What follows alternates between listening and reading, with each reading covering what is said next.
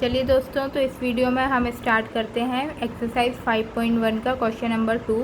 Last video में हमने first question पूरा किया था। अब इसमें सेकंड क्वेश्चन देखते हैं।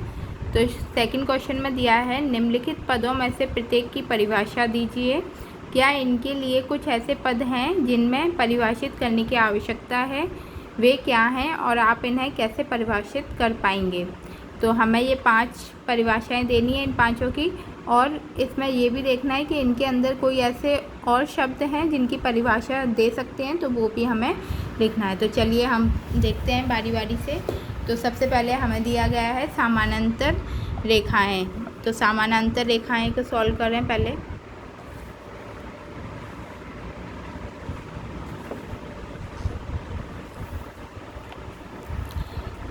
तो समानांतर रेखाएं क्या होती हैं?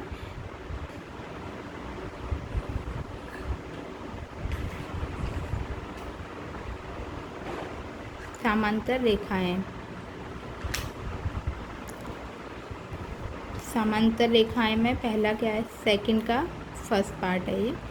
तो समांतर रेखाएं कैसी होती हैं? मान लो एक रेखा ये है और एक रेखा ये है, तो दोनों आपस में एक दूसरे के पैरेलल है, समांतर हैं, प्रतिच्छेदित नहीं कर रही, मतलब कहीं से एक दूसरे को काट नहीं रही। तो ये रेखाएं हमारी समांतर रेखाएं कहलाई जाती हैं। तो इसकी परिभाषा हम किस तरीके से लिखेंगे कि वे दो रेखाएं समांतर रेखाएं कहलाती हैं जो आपस में एक दूसरे को प्रतिच्छेद ना करें। वे रेखाएं समांतर रेखाएं होती हैं जो आपस में एक दूसरे को प्रतिच्छेदित ना करें, प्रतिच्छेद ना करें, यानी कि एक दूसरे को आपस में काटे ना। तो ये तो हो गया पहला, समांतर रेखाएं। दूसरा है लंब रेखाएं। तो लंब रेखा की परिभाषा दे देंगे हम। लंब रेखाएं, तो लंब रेखाएं कौन सी होती हैं कि वे रेखा, सबसे पहले लंब रेखा हम देख लेते हैं। मान लो कोई एक रेखा है, उस पर एक समकोण बन रहा हो, उन रेखाओं पे समकोण बन रहा हो, मतलब 90 डिग्री का एंगल बन रहा हो, तो वो हमारी लंब रेखा कहलाती हैं। तो वे रेखाएं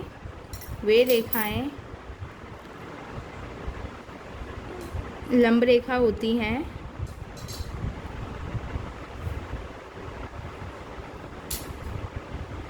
जो एक दूसरे पर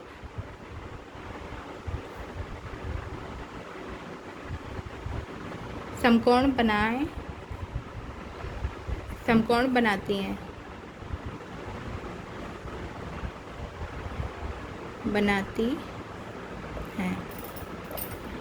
ठीक है। तीसरा पूछा है रेखाखंड। अब इसमें हमें ये भी बोला है कि इनकी जो परिभाषा दे रहे हैं, उस परिभाषा के अंदर भी ऐसा कोई पद है जिसकी परिभाषा देने की आवश्यकता है, तो वो भी हमें देनी है। तो अब इन दोनों में तो ऐसा नहीं निकला है। अब अगला देखते हैं रेखाखंड। 1 2 3 रेखाखंड। तो रेखाखंड में क्या होता है कि रेखाखंड वह भाग है जिसकी बिंदु ए और बी 2 होते हैं, मतलब कि एक कोई रेखा है जिसमें 2 बिंदु भी हमारे पास हों, मतलब एक रेखा के अंदर 2 बिंदु भी दिए गए हों, तो वो हमारे रेखाखंड होते हैं। तो इसकी परिभाषा लिखेंगे, रेखा का वह भाग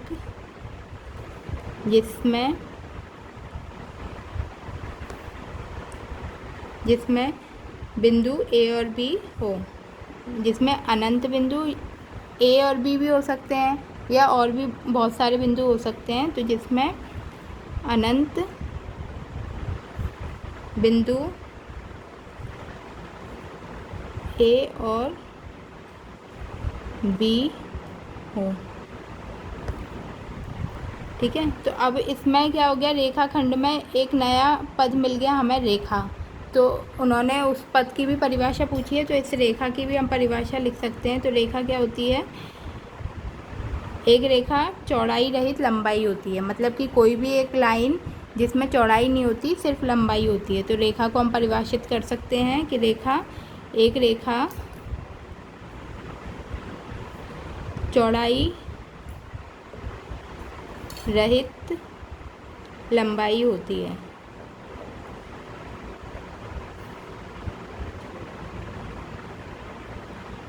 ये तो हो गया रेखा की परिभाषा। अब अगला हमसे पूछ रहे हैं, इसमें फोर्थ है वृत्त की त्रिज्या। तो फोर्थ पार्ट है वृत्त की त्रिज्या।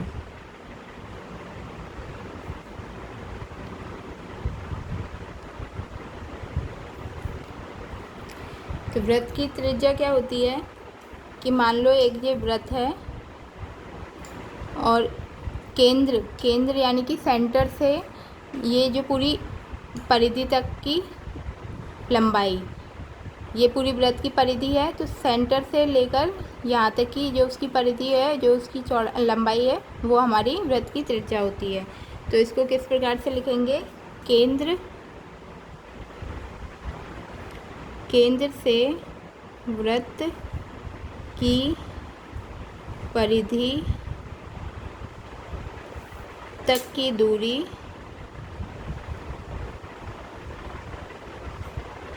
वृत्त की त्रिज्या कहलाती है। वृत्त की त्रिज्या कहलाती है। अब इसमें भी हमारे वृत्त की परिधि क्या होती है, इसमें नया एक परिभाषा मिल गई वृत्त की परिधि, तो वो भी हमें दिखाना पड़ेगा। वृत्त की परिधि, तो वृत्त की परिधि उसका परिमाप अथवा लंबाई वृत्त की परिधि कहलाई जाती है। यानी कि वृत्त का परिमाप कह लो या फिर लंबाई बोल दो। वृत्त का परिमाप या लंबाई वृत्त की परिधि कहलाई जाती है, परिधि कहलाती है। तो ये तो हमारे 4 पॉइंट तक हो गया। अब आखिरी पूछा है इसमें वर्ग। तो वर्ग को भी डिस्क्राइब करना है हमें। वर्ग क्या होता है, तो वर्ग भी ले लेते हैं।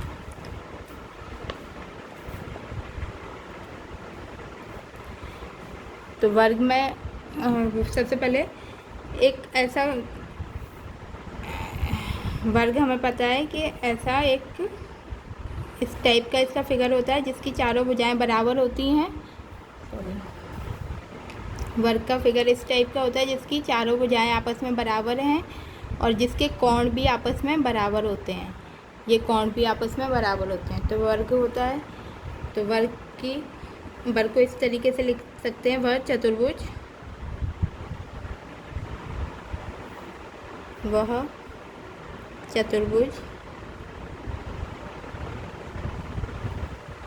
जिसकी चारों भुजाएं बराबर हो।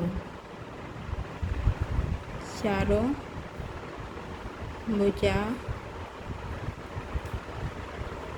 आपस में बराबर हैं।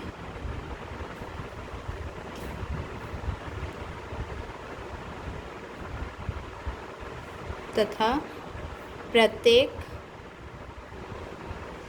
कोण समकोण हो।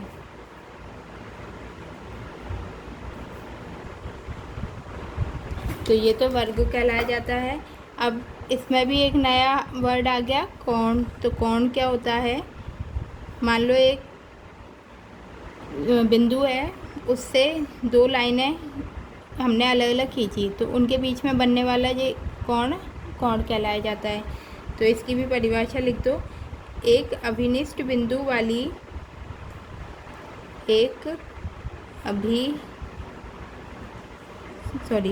एक उभयनिष्ठ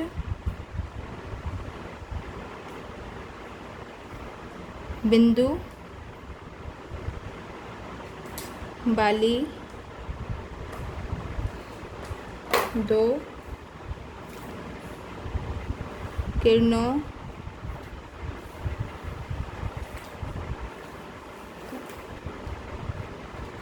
किरणों का सम्मेलन ही कोण कहलाता है। मतलब एक बिंदु से दो किरणें निकल रही हैं या दो लाइनें बोल सकते हैं, उनका सम्मिलन ही कोण कहलाया जाता है। तो यहाँ पर हमारा क्वेश्चन नंबर 2 पूरा होता है। अब क्वेश्चन नंबर 3 देख लेते हैं।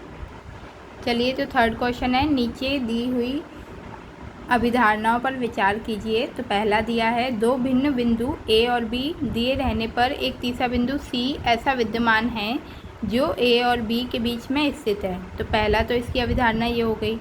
दूसरी अभिधारणा बोल रही है, यहाँ कम से कम ऐसे 3 बिंदु विद्यमान हैं वे एक रेखा पर स्थित नहीं हैं। तो चलिए ये दोनों हम देखते हैं। इसके बाद इन्होंने क्या पूछा है कि क्या इन अभिधारणाओं में कोई अपरिभाषित शब्द है, क्या ये अभिधारणाएं अविरोधी हैं, क्या ये यूक्लिड की अभिधारणाओं से प्राप्त होती हैं, स्पष्ट कीजिए। तो इन्होंने 4-5 चीज़ें पूछ ली हैं इस क्वेश्चन में। तो सबसे पहले तो हमें पहला पूछा है कि पहला है दो बिंदु, मतलब एक बिंदु ये है, दूसरा बिंदु ये है, ए और बी।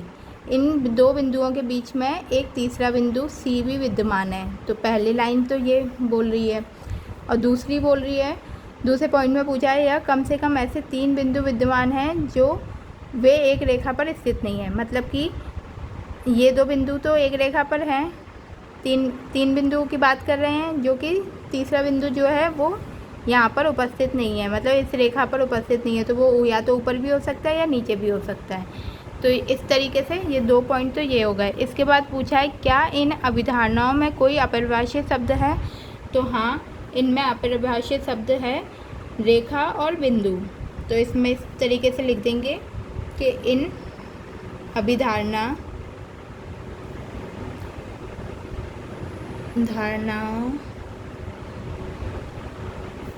में अपरिभाषित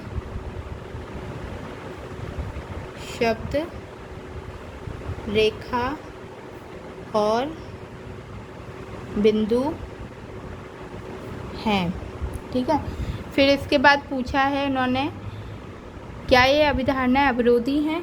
तो हाँ, ये अभिधारणाएं एक दूसरे के अविरोधी हैं, क्योंकि दोनों के आंसर अलग अलग ही आ रहे हैं, एक दूसरे के समान नहीं हो रहे हैं। तो हाँ, ये अभिधारणाएं अविरोधी हैं। अभिधारणाएं अविरोधी हैं।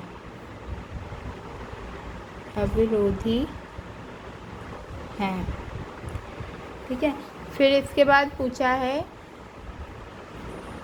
कि ये यूक्लिड अभिधारणाओं से प्राप्त होती हैं।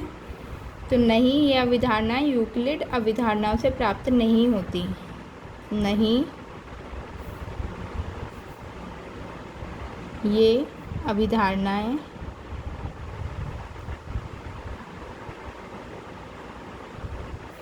यूक्लिड अभिधारणा से प्राप्त नहीं होती।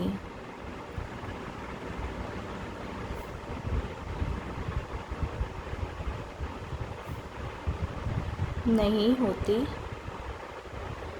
क्योंकि यूक्लिड की प्रथम अभिधारणा के अनुसार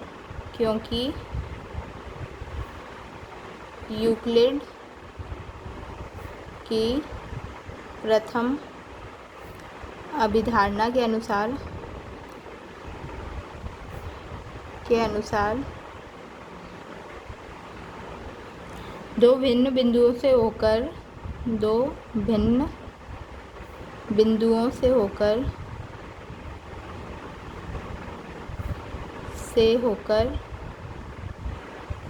एक अद्वितीय रेखा खींची जा सकती है।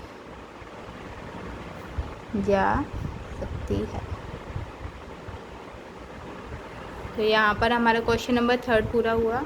अब क्वेश्चन नंबर 4 और देख लेते हैं।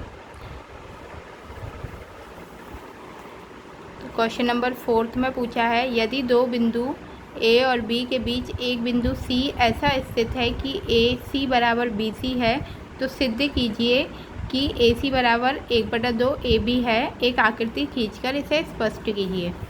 तो वो बोल रहे हैं हमसे कि एक लाइन खींचिए ठीक है।